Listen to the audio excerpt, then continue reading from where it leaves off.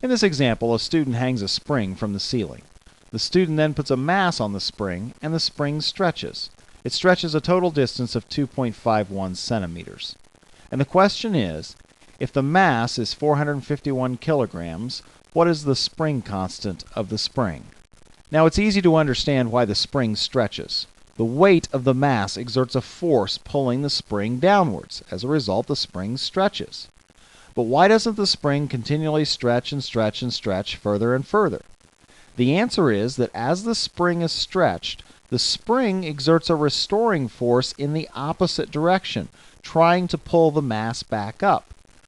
And the spring will eventually come to rest at the point where the restoring force that it is exerting on the mass is equal to the weight of the mass as it's hanging on the spring.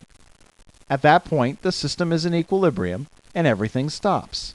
So if we want to figure out the spring constant, what we have to first do is figure out the weight of the mass. That's easy. We have its mass, so weight is simply m times g. The mass is 451 kilograms, g is 9.8 meters per second squared.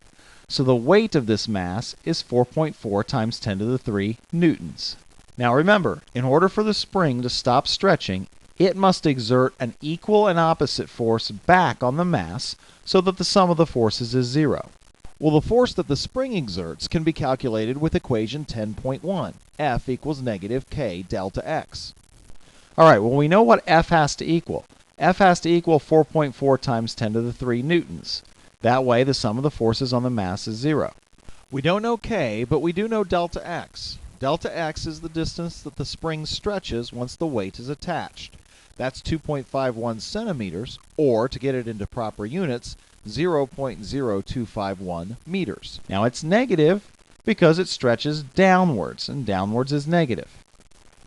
So now we can solve for k by simply dividing both sides by 0.0251 meters.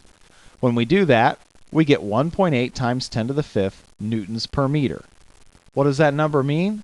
It means for every meter that the spring is stretched, it pulls back with a force of 1.8 times 10 to the 5th newtons. So this is a pretty strong spring.